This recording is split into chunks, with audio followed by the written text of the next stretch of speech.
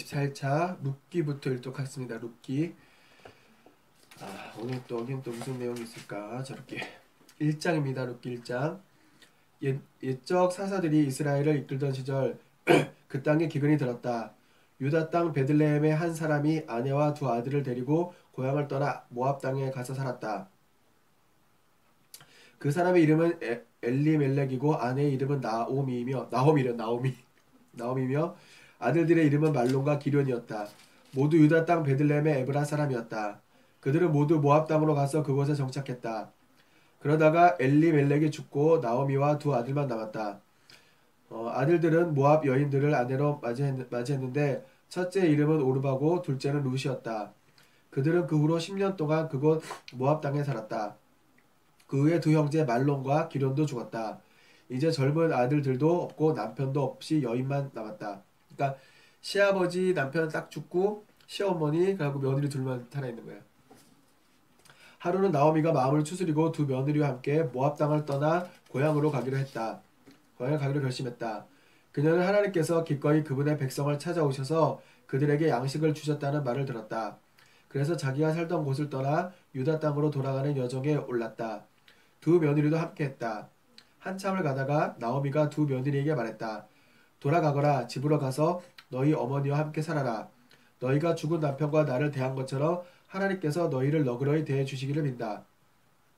하나님께서 너희에게 각각 새 가정과 새 남편을 주시기를 빈다. 그녀가 그들에게 입을 맞추자 그들은 소리내서 울었다. 그들이 말했다. 아닙니다. 우리도 어머니와 함께 어머니의 백성에게로 돌아가겠습니다. 그러나 나오미는 단호했다. 내 사랑하는 딸들아, 돌아가거라. 너희가 어째서 나와 함께 가려고 하느냐? 내가 아직 태중에 너희 남편이 될 아들들을 가질 수 있다고 보느냐? 사랑하는 딸들아, 돌아가거라. 부디 너희 길로 가거라. 나는 너무 늙어서 남편을 얻을 수 없다. 내가 아직 희망이 있다 말하고 당장 오늘 밤에 남자를 얻어 아들을 잉태한다고 한들 그들이 자랄 때까지 너희가 잠자코 기다릴 수 있겠느냐? 너희가 다시 결혼할 그때까지 언제고 기다릴 셈이냐? 아니다. 사랑하는 딸들아, 이것은 내가 감당하기에 너무 힘든 일이다. 하나님께서 나를 세게 치셨구나. 예전에는 그 형이 죽으면 형의 형수를 그 동생이 결혼해야 되는 그런 이 규칙이 있어갖고 지금 그 얘기를 하는 것 같습니다. 다시 그들은 소리내어 울었다. 오르바는 시어머니에게 입맞추고 작별했으나 롯은 나오미를 부둥켜 안고 놓지 않았다. 나오미가 말했다. 봐라, 내 동서는 자기 백성과 그 신들과 함께 살려고 집으로 돌아갔다. 너도 함께 가거라. 그러나 롯이 대답했다.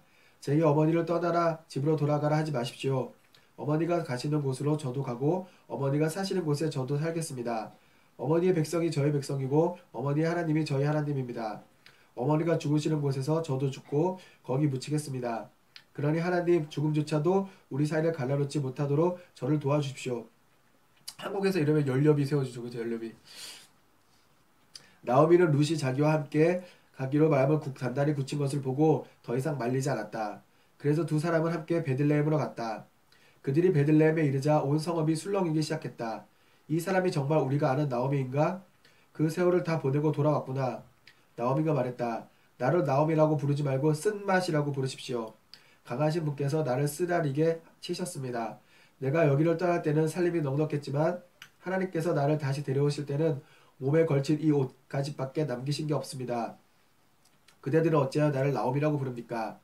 하나님께서는 절대 그렇게 부르지 않으십니다. 강한 분이 나를 불행하게 하셨습니다. 이렇게 하여 나오미는 이방인 룻과 함께 모압 땅에서 돌아왔다. 그들이 베들레헴에 도착한 때는 보리 추수가 시작될 무렵이었다. 2장입니다. 2장. 마침 나오미에게 남편 쪽으로 친척이 하나 있었는데 엘리멜렉 집안과 관계된 유력하고 부유한 사람이었다. 그의 이름은 보아스였다. 하루는 모압 여인 롯이 나오미에게 말했다. 일을 해야겠습니다. 나가서 추수하는 사람 중에 누군가가 저를 친절히 대해주면 그 사람을 뒤따라가며 곡식단 사이에서 이삭을 줍겠습니다. 나오미가 말했다. 그렇게 해라, 사랑하는 딸아. 그리하여 롯은 밭으로 나가 추수하는 사람들 뒤를 따라가며 이삭을 줍기 시작했다. 마침내 롯은 자신의 시아버지인 엘리멜렉의 친척 보아스의 소유 밭에 이르렀다. 얼마 후에 보아스가 베들레헴에서 왔다. 그는 추수하는 일꾼들에게 하나님께서 자네들과 함께 하시기를 비네 하고 인사했다. 그들도 하나님께서 주인님에게 복 주시기를 빕니다 하고 응답했다. 보아스가 농장 일꾼들을 맡은 젊은 종에게 물었다. 저 젊은 여인은 누구인가? 어디서 온 사람인가? 그 종이 말했다. 모압 땅에서 나오미와 함께 온 모압 여인입니다. 저 여인이 추수하는 사람들 뒤를 따라가며 곡식단 사이에서 이삭을 죽게 해주십시오. 하고 승낙을 구했습니다. 이른 아침부터 지금까지 잠시도 쉬지 않고 여태 일하고 있습니다. 그러자 보아스가 룻에게 말했다. 내 딸이여 들으시오. 이제부터는 다른 밭으로 이삭을 주우러 가지 말고 여기 이 밭에 있으시오. 내 밭에서 일하는 젊은 여인들 곁에 있으면서 그들이 어디서 추수하는지 잘 보고 그들을 따라가시오. 아무것도 걱정할 건 없소. 내가 내 종들에게 그대를 괴롭히지 말라고 지시해 두었소. 목마르거든 가서 종들이 길어온 물통에서 얼마든지 물을 마시도록 하시오. 룻은 무릎을 꿇고 얼굴을 땅에 대며 전했다. 어찌하여 저를 따로 지명하여 이렇게 친절히 대해 주시는지요. 저는 한낱 이방 여자에 불과합니다. 보아스가 룻에게 대답했다. 그대에 관한 이야기를 내가 다 들었소. 그대의 시아버지가 돌아가신 뒤로 그대가 시어머니를 어떻게 대했으며 또 어떻게 그대의 부모와 그대가 태어난 땅을 떠나 낯선 사람들 틈에 살려고 왔는지도 들었소. 그대가 한 일에 대해 하나님께서 갚아주실 것이오. 그대가 하나님의 날개 아래 보호를 받고자 왔으니 그분께서 그대에게 후히 갚아주실 것이오. 룻이 말했다. 어르신, 저는 이런 은혜와 자비를 받을 자격이 없습니다. 당신은 제 마음에 감동을 주셨고 저를 한 가족처럼 대해주셨습니다. 제가 이곳 사람이 아닌데도 말입니다. 점심시간이 되어 쉴 때 보아스가 룻에게 말했다. 이쪽으로 와서 빵을 좀 드십시오. 포도주에 찍어 드시오. 룻은 추수하는 사람들 틈에 끼었다. 보아스가 볶은 곡식을 룻에게 건네주니 룻이 배불리 먹고도 음식이 남았다. 룻이 일어나서 다시 일하러 가자 보아스가 종들에게 말했다. 저 여인이 바닥에 곡식이 많이 남아 있는 데서 줍게 해주게.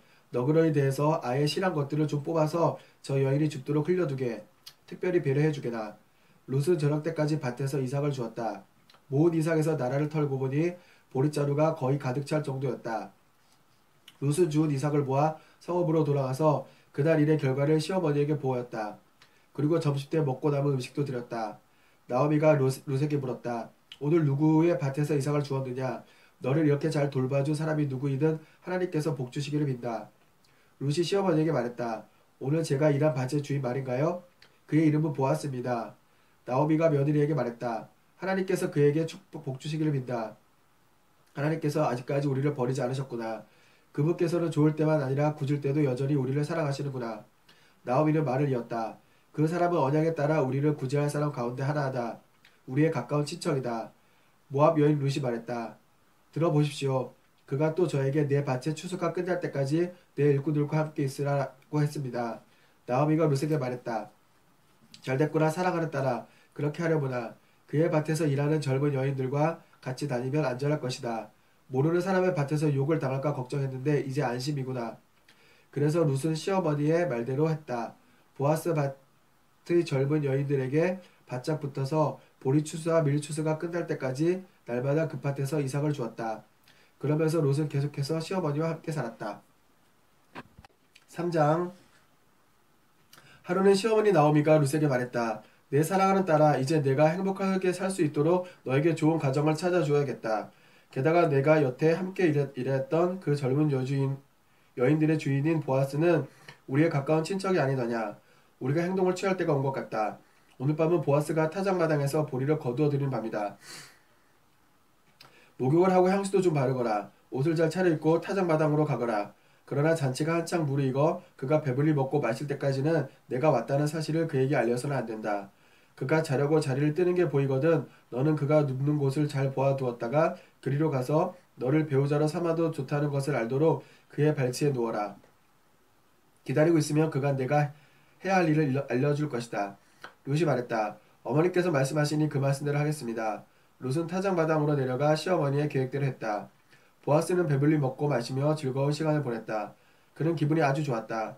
그러다가 잠을 자려고 빠져나와 보리땅 끝으로 가서 누웠다. 룻도 조용히 그를 따라가 누웠는데 그것은 자신의 그의 배우자가 되어도 좋다는 표시였다. 한밤중에 보아스가 깜짝 놀라 일어났다. 놀랍게도 그의 발치에 한 여인이 자고 있었던 것이다. 그가 말했다. 누구요? 룻이 말했다. 저는 당신의 존 룻입니다. 저를 당신의 날개 아래 보호해 주십시오. 아시는 것처럼 당신은 저의 가까운 친척으로 언약에 따라 저를 구제할 이들 가운데 한 분이십니다. 저와 결혼할 권리가 당신에게 있습니다. 보아스가 말했다. 하나님께서 그대에게 복 주시기를 비오. 내 사랑하는 그대여, 참으로 놀라운 사랑의 표현이구려. 또한 그대 정도라면 주변의 젊은 사람들 가운데서 누구나 고를 수 있었는데도 그렇게 하지 않았구려. 사랑하는 그대여, 이제 아무것도 걱정하지 마시오. 그대가 원하거나 청하는 일이라면 내가 무엇이든 하겠소. 그대가 얼마나 용기 있는 여인이며 귀한 보배인지 온 성읍 사람들이 다 알고 있어. 그대 말대로 나는 그대의 가까운 친척이 맞지만 나보다 더 가까운 친척이 한 사람 있어. 그러니 날이 셀 때까지 여기 있으시오. 내일 아침에 그가 언약에 따라 구제할 수 있는 가장 가까운 친척으로서 관습상 자기 권리와 책임을 다하고자 한다면 그에게 기회가 돌아갈 것이오. 그러나 그가 관심이 없다면 하나님께서 살아계심을 두고 맹세하는데 내가 당신을 거두겠소. 이제 아침이 올 때까지 눈 좀 붙이도록 하시오. 롯은 새벽까지 그의 발치에서 자다가 사람들 눈에 띄지 않도록 아직 어두울 때 일어났다. 그러자 보아스도 롯이 타작마당에 왔었다는 것을 아무도 알아서는 안 된다고 혼잣말을 했다. 보아스가 말했다. 그대의 어깨에 걸칠 옷을 가져와서 펴보시오. 롯이 옷을 펼치자 보아스는 보리 6대를 가득 부어 롯의 어깨에 지워주었다. 롯은 곧 성읍으로 돌아갔다. 롯이 시어머니에게 돌아오자 나오미가 물었다. 그래 어찌 되었느냐? 사랑하는 딸아. 롯은 그 사람이 자기한테 한 일을 시어머니에게 다 말하고 나서 이렇게 덧붙였다. 그가 내게 이 보리 6대를 주었습니다. 그대가 시어머니에게 빈손으로 갈 수야 없지 않소 하면서 말입니다. 나오미가 말했다. 내 사랑하는 딸아, 이제 이 일의 결과가 드러날 때까지 편히 앉아서 쉬어라. 그는 빈말을 할 사람이 아니다. 내 말을 잘 들어라. 그가 오늘 중으로 모든 일을 매듭지을 것이다. 4장입니다. 보아스는 곧바로 광장으로 가서 자리를 잡았다. 잠시 후 더 가까운 친척, 곧 앞서 보아스가 말했던 그 사람이 지나갔다. 보아스가 말했다. 여보시오, 잠시 이리로 와서 좀 앉으시오. 그가 와서 앉았다. 조금 높나? 보아스가 성읍 장로들 가운데 10명을 함께 불러 모아놓고 말했다. 여기 우리와 함께 앉아 주십시오. 우리가 처리해야 할 일이 있습니다. 그들이 와서 앉았다. 보아스가 친척에게 말했다. 우리 친척 엘리멜렉에게 속한 토지를 얼마 전에 모압 땅에서 돌아온 그의 과부 나오미가 팔고자 하오. 그대도 알아야 된다는 생각이 들었소. 원한다면 그대가 그 땅을 되사시오. 여기 앉아있는 사람들과 성읍 장로들 앞에서 공식적으로 처리하면 될 것이오. 우선적으로 구제할 권리가 그대에게 있어. 그대가 원하지 않으면 내게 말하시오. 그러면 내가 알아서 하겠소. 순서상 그대가 먼저고 나는 그 다음이오. 그러자 그가 내가 사겠소 하고 말했다. 이에 보아스가 덧붙였다. 그대도 알다시피 그대가 나오미한테서 그 밭을 살 때는 우리 죽은 친척의 과부인 모압 사람 룻도 함께 취해야 하고 구제하는 자로서 그 여인과의 사이에 자녀를 낳아 그 집의 유산을 물려받게도 해야 하오. 그러자 친척이 말했다. 아, 그거 못하겠소. 자칫하면 내 집의 유산이 위태로워질 테니 말이오. 그냥 그대가 사시오. 나는 못하겠으니 내 권리를 그대에게 넘기겠소. 좀 복잡하긴 한데 이게 뭐 그 가족 친척들이 그 같은 친척 안에서 어떤 일이 있었을 때 이 사람들 뭐 구제해야 될 그런 순위 같은 것도 있고 뭐 상속받듯이 그런 것들이 있는 것 같아요. 옛적 이스라엘의 사람들이 재산과 유산 문제에 관한 공식 업무를 처리할 때는 자기 신발을 벗어 상대방에게 주곤 했다. 이스라엘에서 이것은 인감도장이나 개인 서명 같은 것이었다. 신발을 벗어주는 게 도장 찍어주는 거라고 합니다. 그래서 보아스는 구제하는 친척도 그냥 그대가 사시오 하고 말한 뒤에 자기 신발을 벗어주는 것으로 계약에 서명했다. 신발을 벗어주면 사인한 거예요. 그러자 보아스가 그날 성읍 광장에 있던 장로들과 모든 백성에게 말했다. 내가 엘리멜렉과 기럯과 말론에게 속한 모든 것을 나오미한테서 산 것에 대해 오늘 여러분이 증인입니다. 여기에는 말론의 과부인 이방 여인 룻에 대한 책임도 포함됩니다. 나는 그 여인을 내 아내로 맞아 죽은 자의 이름을 그의 유산과 함께 잊겠습니다. 죽은 자의 기억과 명성이 이 집에서나 그의 고향에서 사라지지 않도록 할 것입니다. 바로 오늘 이 모든 일에 여러분이 증인입니다. 그날 성읍 광장에 있던 모든 백성이 장로들과 뜻을 같이 하여 말했다. 예, 우리가 증인입니다. 하나님께서 당신의 집에 들어오는 이 여인을 이스라엘 집안을 세운 두 여인 곧 라헬과 레아 같게 하시기를 빕니다. 라헬이 그 야곱, 라헬과 레아가 야곱의 부인일 거예요. 하나님께서 당신을 에브랏에서 기둥이 되고 베들레헴에서 유명해지게 하시기를 빕니다. 하나님께서 이 젊은 여인을 통해 당신에게 자녀들을 주셔서 당신의 집이 다말과 유다 사이에 태어난 아들 베레스의 집과 같게 되기를 빕니다. 보아스는 룻과 결혼했고 룻은 그의 아내가 되었다. 보아스가 룻과 잠자리를 같이 했다. 그러자 하나님은 은혜로운 선물로 룻이 임신하여 아들을 낳았다.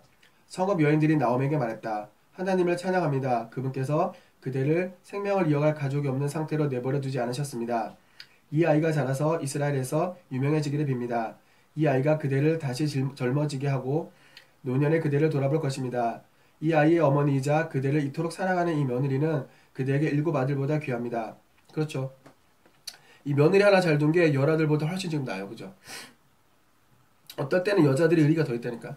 나오미는 아기를 받아 품에 앉았다. 꼭 껴안고 다정히 속삭이며 지극정성으로 돌봤다. 여인들은 그 아이를 나오미의 아기라고 부르기 시작했다. 그러나 그의 진짜 이름은 오벳이었다. 오벳은 이새의 아버지였고 다윗의 할아버지였다. 그러면 가만있어 봐. 그러면 지금 이 룻이 난 여자가 다윗의 할아버지인 거예요.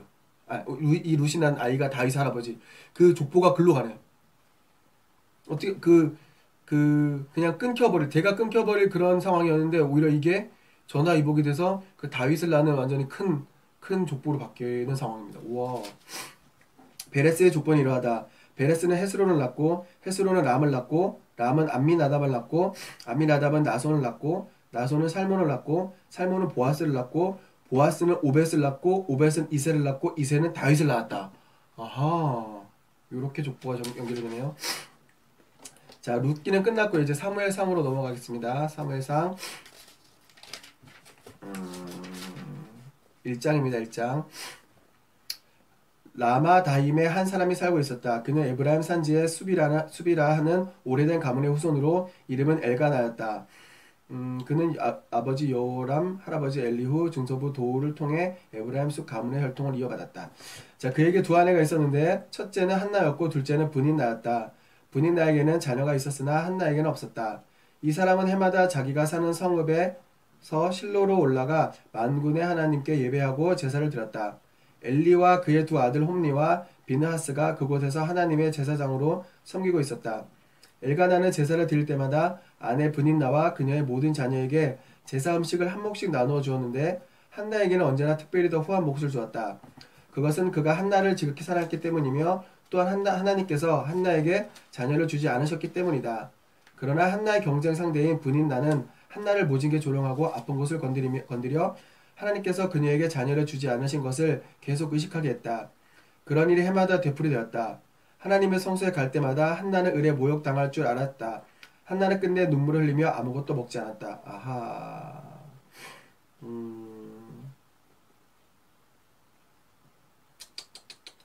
남편 엘가나가 말했다. 한나야, 왜 울기만 하고 아무것도 먹지 않는 거요? 어찌하여 그토록 마음이 상한 거요? 내가 당신에게 10아들보다 낫지 않소? 한나는 음식을 먹고 기운을 차린 뒤에 조용히 그곳을 빠져나와 성소에 들어갔다.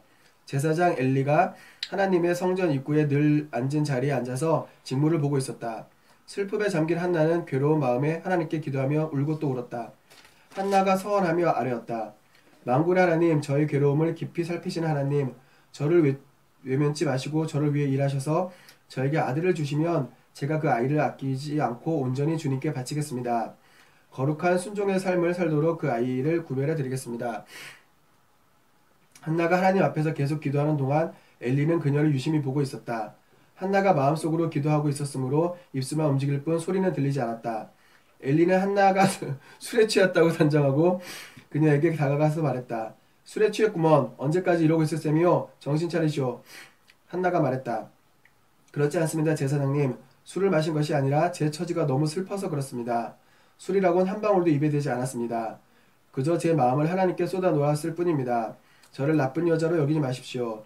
너무나 불행하고 고통스러워 이제껏 이러고 있었습니다. 엘리가 대답했다. 평안히 가시오. 이스라엘의 하나님께서 그대가 구한 것을 들어주실 것이오. 저를 좋게 여기셔서 저를 위해 기도해 주십시오. 한나는 그렇게 말하고 돌아가서 환한 얼굴로 음식을 먹었다. 엘가나 일행은 동트기 전에 일어나 하나님을 예배하고 라마에 있는 집으로 돌아갔다. 엘가나가 아내 한나와 잠자리를 같이 하니 하나님께서 한나의 간구를 들어주시기 위해 필요한 일들을 시작하셨다. 그 해가 지나기 전에 한나가 임신하여 아들을 낳았다. 한나는 내가 하나님께 이 아들을 구했다는 뜻으로 아이의 이름을 사무엘이라고 했다. 이듬해 엘가나가 하나님을 예배하여 제사를 드리고 자신의 서원을 지키려고 가족을 데리고 실로로 갈 때 한나는 함께 가지 않았다. 한나는 남편에게 말했다. 아이가 젖을 떼고 나면 내가 직접 아이를 데리고 가서 하나님 앞에 바치겠습니다. 아이가 그곳에 평생 머물게 하겠습니다. 엘가나가 아내에게 말했다. 당신 생각대로 하시오. 아이가 젖을 뗄 때까지 집에 있으시오. 하나님께서 시작하신 일을 그분께서 이루시기를 진심으로 바라오. 한나는 아이가 젖을 뗄 때까지 집에 있으면서 아이를 길렀다. 그 후 그녀는 아이를 데리고 실로로 가면서 제사 음식 재료로 가장 좋은 소 한 마리와 밀가루와 포도주를 풍성하게 마련하여 가져갔다. 그러나 홀로 떼어 놓기에는 아이가 너무 어렸다. 그들은 먼저 소를 잡은 다음 아이를 엘리에게 데려갔다. 한나가 말했다. 제사장님, 제가 제사장님 앞 바로 이 자리에 서서 하나님께 기도하던 그 여자라면 믿으시겠습니까? 제가 이 아이를 구하며 기도했는데 하나님께서 제가 간구한 것을 이루어 주었습니다. 이제 이 아이를 하나님께 바치겠습니다. 이 아이는 평생 하나님의 사람으로 살아갈 것입니다. 그런 다음에 그들은 거기서 하나님을 예배했다.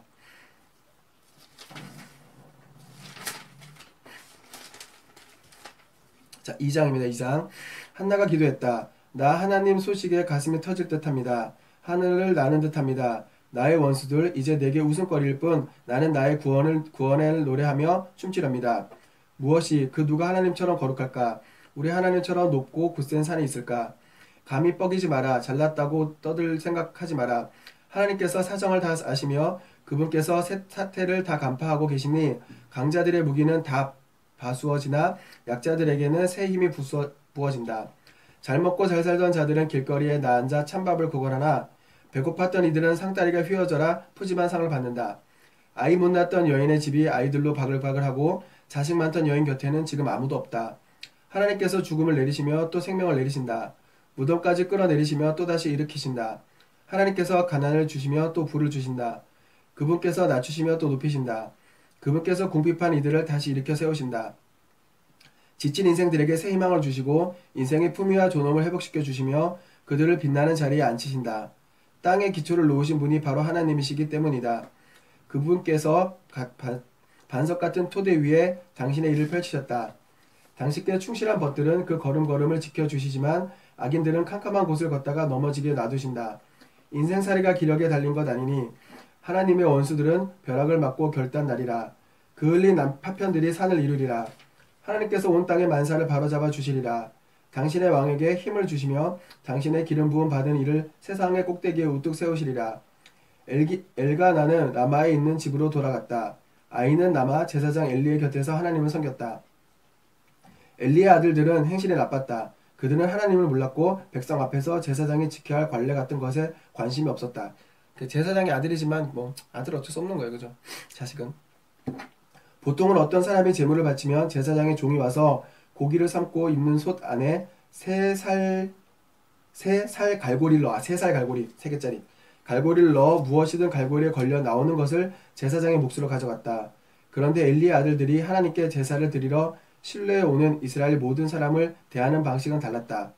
사람들이 하나님께 지방을 태워 드리기도 전에 제사장의 종이 끼어들려 그 고기 얼마를 제사장님이 구워 먹게 내놓으시오. 제사장님께서는 삶은 고기보다 덜 익힌 고기를 좋아하오 하고 말했다. 대박. 제사 드리던 사람이 먼저 하나님 목에 지방부터 태우고 나서 당신 마음대로 가져가시오 하면 종은 아니요 지금 내놓으시오. 당신이 내놓지 않으면 내가 빼앗겠소 하고 요구했다. 큰일 날 일이네요. 이 젊은 종들은 하나님 앞에서 무서운 죄를 짓고 있었다. 하나님께 드리는 거룩한 제물을 더럽힌 것이다. 중간에 가로챈 거죠. 이 정도면. 그죠? 이 모든 일이 일어나는 중에도 사무엘은 모시로 만든 제사장 옷을 입고 하나님을 섬겼다. 해마다 그의 어머니는 남편과 함께 제사를 드리러 올 때마다 아이의 몸에 맞게 작은 겉옷을 지어서 가져왔다. 엘리는 엘가나와 그의 아내에게 이 아이를 하나님께 바쳤으니 하나님께서 두 분 사이에 이 아이를 대신할 자녀를 주시기를 바랍니다. 하고 복을 빌어주었고 부부는 이렇게 축복을 받고서 집으로 돌아가곤 했다. 하나님께서 특별한 은혜를 베풀어 주셔서 한나는 아들 셋과 딸 둘을 더 낳았다. 우와. 어린 사무엘은 성소에 있으면서 하나님과 함께 자랐다. 그러니까 사무엘만 집에서 못 사는 거잖아 결국. 엘리는 나이가 아주 많이 들었다. 그는 자기 아들들이 백성을 갈취하고 또 성소에서 돕는 여자들과 동침하고 있다는 소문을 들었다. 엘리는 아들들을 꾸짖었다. 이것이 도대체 어찌된 일이냐? 너희가 어찌하여 이런 일들을 벌이고 있느냐? 너희의 부패하고 악한 행실에 대해 이야기가 좀채 끊이지 않는구나. 내 아들들아, 이것은 옳지 않다. 내가 듣는 이 끔찍한 소문이 하나님의 백성 사이로 퍼져나가고 있다. 너희가 사람에게 죄를 지으면 하나님의 도우심을 받을 수 있지만 하나님께 죄를 지으면 누가 너희를 도울 수 있겠느냐? 하지만 이미 불순종이 몸에 밴 아들들은 아버지의 말을 조금도 귀담아 듣지 않았다. 하나님께서는 더는 참지 못하시고 그들을 죽이기로 결정하셨다. 그러나 어린 사무엘은 자라면서 하나님의 복과 사람들의 사랑을 듬뿍 받았다. 거룩한 사람이 엘리에게 와서 말했다. 이것은 하나님의 메시지입니다.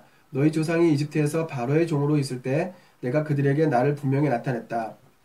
내가 이스라엘의 모든 지파 가운데서 너희 집안을 나의 제사장으로 선택하여 제단에서 섬기고 향을 피우고 내 앞에서 제사장 옷을 입게 했다. 내가 내 조상의 집안에 이스라엘의 모든 희생 제물을 맡겼다. 그런데 어찌하여 너는 예배를 위해 명령한 희생 제물을 한낱 전리품처럼 취급하느냐? 어찌하여 나보다 내 아들들을 더 위하고 그들이 이 제물로 살을 찌우고 나를 무시하도록 내버려 두느냐? 그게 아버지가 잘못한 것 같기도 해요. 그죠? 그러므로 이것은 하나님의 말씀이다. 이스라엘의 하나님께서 말씀하신다. 전에 내가 너와 네 조상 집안이 영원히 내 제사장이 되리라고 했으나 이제는 명심하여라. 하나님의 말씀이라. 더 이상은 그러지 않을 것이다. 구궁. 여기서 이제 그 제사장이 가문이 바뀌는 것 같아요. 나는 나를 귀히 여기는 자를 귀히 여기고 나를 우습게 여기는 자를 수치스럽게 할 것이다. 경고를 잘 들어라. 머지않아 내가 네 집안뿐 아니라 네 후손의 집안까지 다 없애버릴 것이다. 네 집안에서 노년까지 살 자가 아무도 없을 것이다. 너는 내가 이스라엘에 행하는 선한 일들을 보겠으나 그것을 보고서 울 것이다. 네 집안에서 살아남아 그것을 누릴 자가 아무도 없을 것이기 때문이다. 내가 한 사람을 남겨두어 나의 제단에서 섬기게 하겠으나 눈물로 얼룩진 고단한 삶이 될 것이다. 네 집안 사람들은 모두가 자기 수를 다 누리지 못하고 죽을 것이다. 네 두 아들 홈리와 비느하스에게 벌어질 일이 그 증거가 될 텐데 그 둘은 한날에 죽을 것이다. 그 후에 내가 나를 위해 참된 제사장을 세울 것이다. 그는 내가 원하는 일을 하고 내가 원하는 사람이 될 것이다. 나는 그의 주의를 견고히 할 것이고 그는 맡은 일을 기꺼이 감당하며 내 기름 부음 받은 자를 섬길 것이다. 내 집안에 살아남은 자들이 그에게 와서 입에 풀칠할 정도면 괜찮으니 제사장 일을 하게 해주십시오 하며 구걸하게 될 것이다. 완전 저주가 내렸습니다. 저주. 자, 한 장 더 읽을 수 있겠습니다. 자, 3장입니다. 3장. 어린 사무엘은 엘리의 지도를 받으며 하나님을 섬기고 있었다. 그때는 하나님의 계시가 아주 드물거나 거의 나타나지 않던 때였다. 어느 날 밤 엘리는 곤히 잠들었다. 그는 시력이 아주 나빠서 거의 앞을 보지 못했다. 이른 새벽 날이 밝기 전 성소의 등불이 켜져 있을 때 사무엘은 하나님의 궤가 있는 하나님의 성전에서 자고 있었다. 그때 하나님께서 사무엘아 사무엘아 하고 부르셨다. 사무엘이 대답했다. 예, 제가 여기 있습니다. 그는 엘리에게 달려가 말했다. 부르셨는지요? 제가 여기 있습니다. 엘리가 말했다. 나는 너를 부르지 않았다. 돌아가서 자거라. 사무엘은 돌아와 자리에 누웠다. 하나님께서 다시 사무엘아 사무엘아 하고 부르셨다. 사무엘이 일어나 엘리에게 갔다. 부르셨는지요? 제가 여기 있습니다. 지금 사무엘은 그런 하나님 음성을 들어본 적이 없으니까 누가 날 부르니까 그 엘리 제사장이 부른 줄 알고 뛰어가는 거예요. 다시 엘리가 말했다. 아들아 나는 너를 부르지 않았다. 돌아가서 자거라. 이 모든 일은 사무엘이 하나님을 직접 알기 전에 있었던 일이다. 하나님의 계시가 그에게 직접 임하기 전이다. 그러니까 알 수가 없죠. 하나님께서 다시 사무엘아 하고 세 번째로 부르셨다. 이번에도 사무엘은 일어나 엘리에게로 갔다. 부르셨는지요? 제가 여기 있습니다. 그제야 엘리는 하나님께서 그 아이를 부르심을 깨닫고 사무엘에게 이렇게 지시했다. 돌아가서 누워라. 그 음성이 다시 들리거든 말씀하십시오. 하나님 주의 종이 들을 준비가 되었습니다 하고 아뢰어라. 사무엘은 잠자리로 돌아갔다. 그 후에 하나님이 오셔서 사무엘 앞에서 조금 전과 같이 사무엘아 사무엘아 하고 부르셨다. 사무엘이 대답했다. 말씀하십시오. 주님의 종이 들을 준비가 되었습니다. 하나님께서 사무엘에게 말씀하셨다. 잘 들어라. 내가 모든 사람을 흔들어 깨워 주목하게 할 일을 지금 이스라엘이 행하려고 한다. 내가 엘리에게 경고했던 모든 일을 하나도 빠짐없이 그의 집안에 행할 때가 왔다. 때가 되었으니 내가 그에게 알릴 것이다. 내가 그의 집안에 영원히 심판을 내릴 것이다. 그는 자기 아들들이 하나님의 이름과 하나님의 처소를 더럽히고 있는 것을 알면서도 그들을 막기 위해서 어떤 일도 하지 않았다. 내가 엘리 집안에 내리는 선고는 이것이다. 엘리 집안의 죄악은 제사나 제물로 절대 씻지 못할 것이다. 사무엘은 아직까지 잠자리에 머물러 있다가 일찍 일어나 성소의 문을 열고 직무를 보러 갔다. 그러나 사무엘은 자신이 보고 들은 환상을 엘리에게 알리는 것이 두려웠다. 엘리가 사무엘을 불렀다. 내 아들 사무엘아. 사무엘이 달려왔다. 예, 부르셨습니까? 그분께서 무슨 말씀을 하셨느냐? 나에게 모두 말하여라. 하나님께서 네 재판장이시니 한마디도 감추거나 얼버무려서는 안 된다. 그분께서 네게 하신 모든 말씀을 다 듣고 싶구나. 사무엘은 그에게 하나도 숨기지 않고 그대로 말했다. 엘리가 말했다. 그분은 하나님이시다. 무엇이든 그분께서 가장 좋다고 여기시는 대로 행하실 것이다. 사무엘이 자라는 동안 하나님이 그와 함께 계셔서 사무엘의 예언이 하나도 땅에 떨어지지 않았다. 북쪽으로 단에서부터 남쪽으로 브엘세바까지 이스라엘의 모든 사람이 하나님의 참 예언자임을 사무엘이 하나님의 참 예언자임을 알게 되었다. 하나님께서는 계속하여 실로에 나타나셨고 거기서 말씀을 통해 사무엘에게 자신을 계시하셨다. 네, 4장입니다. 4장. 사무엘이 하는 모든 말이 온 이스라엘에 전해졌다. 이스라엘은 블레셋 사람과 싸우러 나갔다. 이스라엘은 에벤에셀에 진을 치고 블레셋 사람은 아벡에 진을 쳤다. 블레셋 사람이 전투 대형으로 진격하여 이스라엘을 치자 이스라엘은 크게 패하여 군사 4,000명 정도가 들판에서 죽었다. 군대가 진으로 돌아오자 이스라엘의 장로들이 말했다. 하나님께서 오늘 우리를 블레셋 사람에게 패하게 하신 까닭이 무엇이겠습니까? 실로에 가서 하나님의 언약궤를 가져옵시다. 언약궤가 우리와 함께 가면 우리를 적의 손에서 구해 줄 것입니다. 그래서 군대가 실로에 전가를 보냈다. 사람들이 그룹 사이에 앉아 계신 망군의 하나님의 언약궤를 가져왔다. 하나님의 언약궤를 가져올 때에 엘리의 두 아들 홈니와 비나스도 함께 왔다. 하나님의 언약궤가 진에 들어오자 모두가 환호성을 질렀다. 그 함성은 땅을 뒤흔드는 천둥 소리 같았다. 블레셋 사람은 환호하는 소리를 듣고 무슨 일인지 궁금했다. 도대체 히브리 사람들이 왜 저리 함성을 내지르지? 그러다가 그들은 하나님의 궤가 히브리 전에 들어온 것을 알았다. 블레셋 사람은 두려워했다. 이스라엘의 진에 그들의 신이 들어갔다. 여태까지 이런 일은 한 번도 없었다. 이제 우리는 끝장이다. 이 강력한 신의 손에서 누가 우리를 구원할 수 있겠는가? 이 신은 저 광야에서 온갖 재앙으로 이집트 사람들을 친 바로 그 신이다. 블레셋 사람아 일어나라. 용기를 내어라. 히브리 사람들이 우리의 종이 되었던 것처럼 이제 우리가 그들의 종이 되게 생겼다. 너희의 근성을 보여주어라. 목숨을 걸고 싸워라. 이방인이 더 잘 알아요. 그 신에 대해서. 근데 웃긴 거는 그렇게 대적이 안 되는 거 알면서도 이렇게 싸우려고 하는 거죠. 그들은 죽을 각오로 싸웠다. 결국 큰 승리를 거두었다. 그들이 이스라엘을 이겼어요. 근데 그들이 이스라엘을 무참히 쳐부수고 이스라엘은 필사적으로 도망쳤다. 이스라엘 군사 3만 명이 죽었다. 그것으로도 모자라 하나님의 궤마저 빼앗기고 엘리의 두 아들 홈니와 비나스도 죽었다. 이거 아예 그 언약궤를 뺏긴 거예요. 곧바로 베냐민 사람 하나가 전쟁터에서 빠져나와 실로에 이르렀다. 웃옷은 찢어지고 얼굴은 흙투성이가 된 채로 그가 성읍에 들어섰다. 엘리는 하나님의 궤가 몹시 걱정이 되어서 길옆 의자에 앉아 꼼짝 않고 있었다. 그 사람이 곧장 성읍으로 달려와 슬픈 소식을 전하자 모두가 슬피 울며 크게 두려워했다. 엘리가 울부짖는 소리를 듣고 물었다. 어찌 일이 소란스러운가? 그 사람이 급히 다가와서 보고했다. 엘리는 그때 98이었고 앞을 보지 못했다. 그 사람이 엘리에게 말했다. 제가 방금 전쟁터에서 왔는데 겨우 목숨을 건졌습니다. 엘리가 말했다. 그래 내 아들아 어떻게 되었느냐? 그 사람이 대답했다. 이스라엘이 블레셋 사람 앞에서 뿔뿔이 흩어졌습니다. 엄청난 피해를 입은 참패입니다. 제사장님의 아들 홈니와 비나스도 전사했고 하나님의 궤도 빼앗겼습니다. 하나님의 궤라는 말을 듣는 순간 엘리는 앉아있던 문 옆에 의자에서 뒤로 넘어졌다. 노인인데다 아주 뚱뚱했던 엘리는 넘어지면서 목이 부러져 죽었다. 넘어지면서 죽은 거예요 그냥. 뚱뚱하면 안 돼. 그래서 그는 40년 동안 이스라엘을 이끌었다. 엘리의 며느리인 비느하스의 임신한 아내가 곧 해산하려던 참이었다. 하나님의 궤를 빼앗기고 시아버지와 남편마저 죽었다는 말을 들은 뒤에 그녀는 아기를 낳기 위해 무릎을 구부린 채 심한 진통에 들어갔다. 산모가 죽어가는데 산파가 두려워하지 마세요. 아들을 낳았습니다 하고 말했다. 그러나 산모는 그 말에 아무 반응도 보이지 않았다. 하나님의 궤를 빼앗기고 시아버지와 남편이 죽었으므로 그녀는 하나님의 궤를 빼앗겼으니 이스라엘에서 하나님의 영광을 떠났다 하며 아이의 이름을 이가봇, 영광이 사라졌다 라고 했다.